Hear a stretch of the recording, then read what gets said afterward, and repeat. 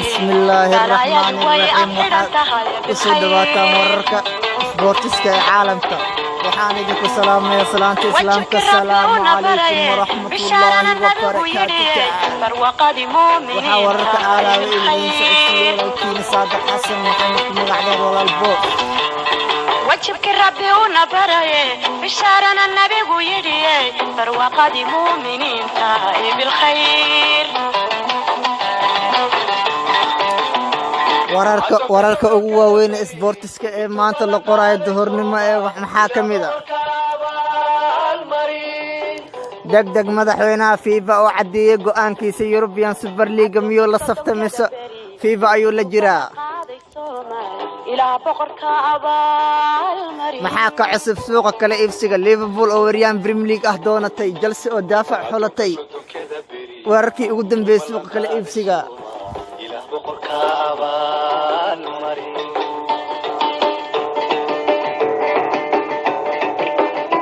Messi oo ka caareysan Super League sababta xasaasiga ah ee uga soo horjeeday mustaqbalka Barcelona oo mar kale cirka galay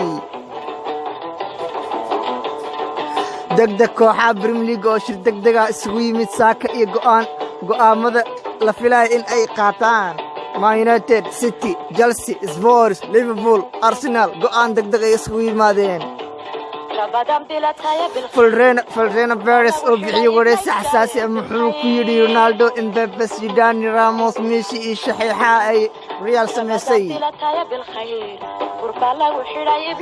laba kooxood oo Premier League ah oo doonaysa tababari shalay la eeriyay Jose Mourinho xidiga xulka Ingiriiska qadka dhexe kaga ciyaara Darwiis ee James Milner oo shaaciyay in uu ka soo horjeedo tartanka Super League ee Liverpool qaybta ka tahay UEFA kuma dhacdo in ay naga saarto Champions League iyo in ciyaartooyda loo diido koobka adduunka iyo Euro yaa yiri sidaas Liverpool oo iska lumisay fursad ay kaalinta afraad ku fadhiisan lahayd Leeds oo waqtiga dhimashada dishay Leeds maxaa ka dhacay garoonka tababarka Real Madrid isniintii maanta ciyaartooyda Liverpool oo lagu mudaharaaday ka hor kulanka Leeds United ay barbaraha la gashay kuwaasna waxay aan wararka ugu daahdunaa ee isboortiska caalamka haddana waxaa kusoo dhawaataan ayagiyo kooban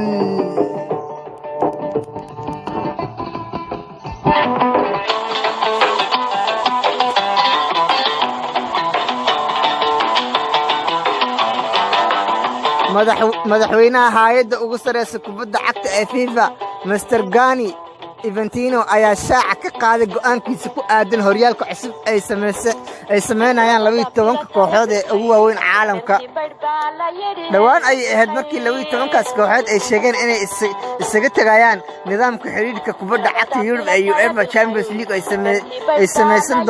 sameysan doonaan horyaalka iyagoo u gaar ah lacagtaasna oo dhan kaligood qaybsan doonaan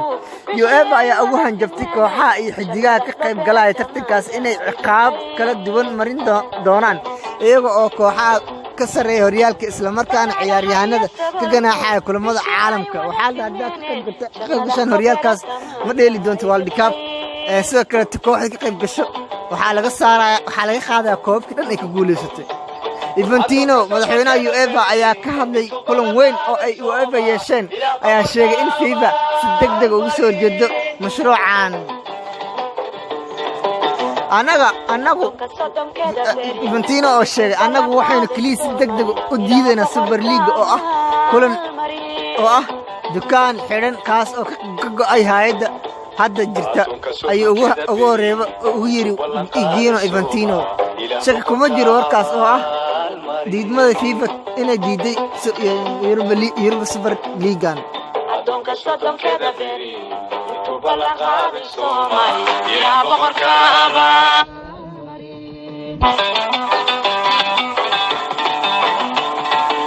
dhulka sodonkeeda beri intuu ballan qaaday suuma ilaa boqorka liverpool oo weeriyaan premier league ah doonatay Chelsea oo daafac xolatay iyo wararka ugu dambeeya ee suuqa kala iibsiga halyeyga Arsenal ee Patrick Vieira ayaa ah mid ka mid ah musharaxiinta jagada tababarnimo ee Crystal Palace haddii uu 70 sano jirkan macalinka u ah kooxdaas ee Roy Hodgson go'aansaday inuu kooxda ka tago xagaaga Vieira ayaa shaqo la'aan ah tan iyo December markuu Nice ka tagay waxaa qortay Athletic Tottenham Hotspur ayaa tababaro 33 sano jir ah ee Julian Nagelsmann u dooratay tababaraha ee xagaaga badalaya Jose Mourinho oo shalay ceelisay dameel ayaa qortay Nagelsmann ayaa imaan kara London ka hor dhamaadka xilli ciyaareedka walow uu RB Leipzig kula jiray heshiis 2 sano oo kale ah waxaa qortay The Sun Jose Mourinho ayaa ahaa mid ka soo horjeeday heshiiska ay amaahda dib ugu saxiixaysto Tottenham Gareth Bale 31 jir ah waxaa qortay The Telegraph Liverpool ayaa doonaysa wariyaan Aston Villa ee Oli Watkins oo u dhashay xilka Ingiriiska kaas saxiixa ugu qaalisan ee Everton ay Villa sameysay 8 bilood ka hor ku noqday 28 milyan oo pound Football Insider ayaa qoraysa West Ham United ayaa ah kooxda hogaaminaysa saxiixa wariyaanka Villa ee Yusuf El Nazari walow Man United iyo Liverpool sidoo kale la xiriirinaya laakiin saddex jirkan reer Morocco La Razón in Spanish ayaa qortay xiisaha Chelsea ee saxiixa daafaca dhexe ee xilka Germany Bayern Munich Nicolas Sule ayaa heer sare gaadhay iyagoo booliis muhiimadooda koowaad ka dhigtay Nicolas Sule The Athletic ayaa qortay Barcelona ayaa rajaynaysa inay heshiis amaah ah ku dirto 21 jirka kooxda xilka Isbaanishka ee Riqi Buy xagaaga soo socda waxaana ay dalabaad ugu helayaan kooxo kale ah ka kala socda Premier League Italy German iyo Portugal Sport Spanish ayaa qoraysa Bayern Munich ayaa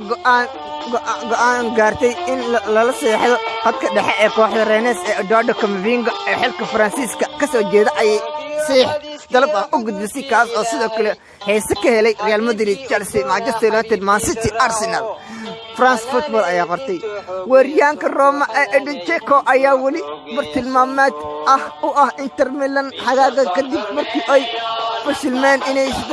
shan jirkaan heshiis la gaaraan sanadkii la soo dhaafay Carlo Marcheto ayaa qoraysa Daily Mail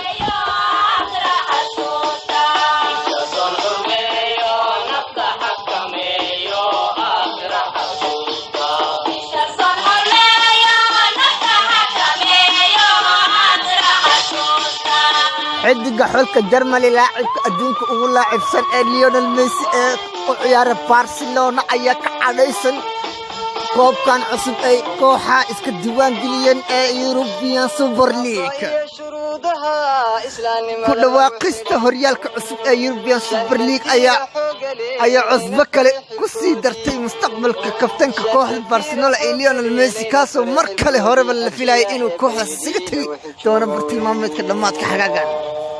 heshiiska uu 3 sano jirkan ku joogay Camp Nou ayaa ahmad dhacaya bisha June ee sanadkan weli ma jiraan wax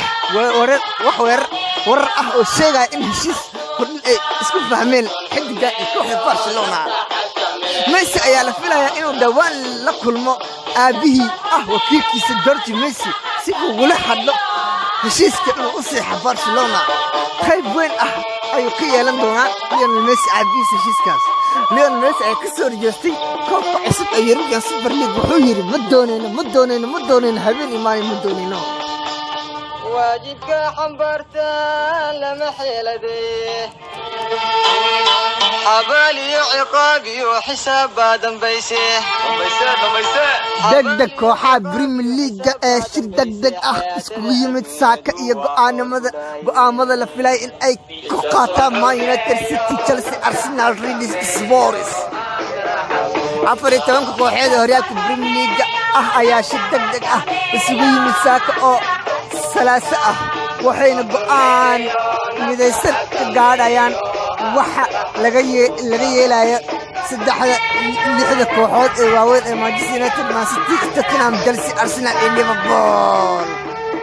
lixdan kooxood ayaa waxa ay ka mid noqdeen tartanka European Super League oo ay si cad u sheegteen in ay qayb ka yihiin axadii iyagoo soo saaray war saxaafadda kala go'aan ka gaadhay inay ku biiraan koobkaasi ay European Super League nafta xariga goysa dambaabka ma xishootee xaaraan la quutiyo booli lagu xiraadiyo xaasidkiyo xantiyo soonta waa kaa xumaysee bisha soo xurmeeyo nafta xakameeyo aakhira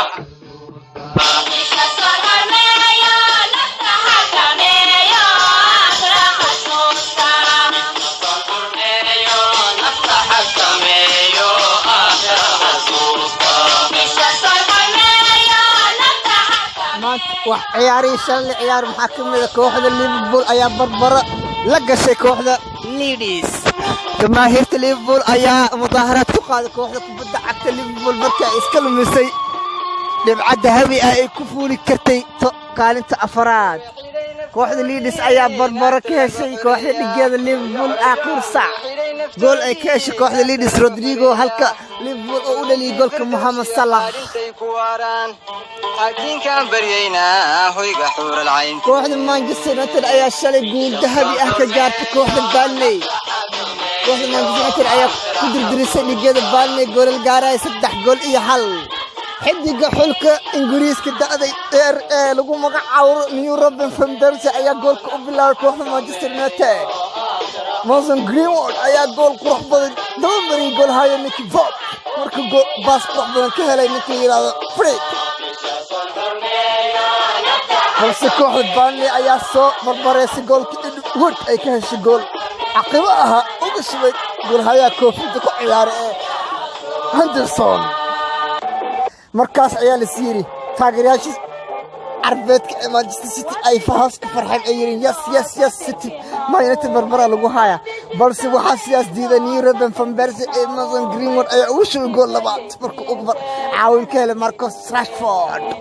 halka uu goolasha soo gabagabay xidiga xulka Ingiriiska da'yarka ee Marcus Rashford 3-1 ay ku soo badisay waxayna 8 dhibcood ka hooseysaa kooxda kubadda cagta Manchester City kaliya waxay sugaysaa 2 kulan oo City la garaaco sida ay kaalinta kood ku gasho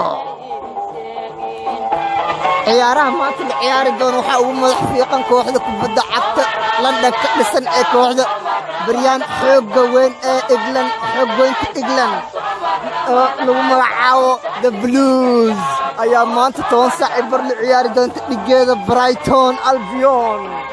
shahaar rasmiga kulankaas lagu soo gali doono kooxda kubadda cagta Chelsea ayaa rajeynaysa in ay nasiiso xidigeeda عجبت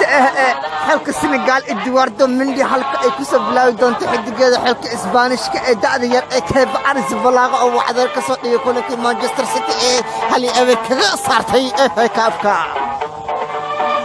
واحد كيف دعت مانشستر جلسة أي كوسا جلسة قول هاي كيف أرز بلاغة تياغو سيلفا روديجر أسبلوكيتا لحد أفرت لحد ريس جيمس جيلويل كانتي تورتشينيو أفكار تيمو فينا ماونت زيج هالك كوحدة برايتون ay kusoo gali doonto dang Marvi ciyaartooyda ugu madaxfiiqayn waxa kubadda cagta Soomaaliya weyn ee Lee Marson ayaa ku saadaalay inay kooxda kubadda cagta Chelsea ku badin doonto 2 gool iyo ever waxaana goolashaas u kala dhalin doona Timo Werner iyo Hakim Ziyech waxaynu halkaas ku soo gabagabeynayna wararkeena caalamka sportiska waxaan idin leeyahay subscribe sarbe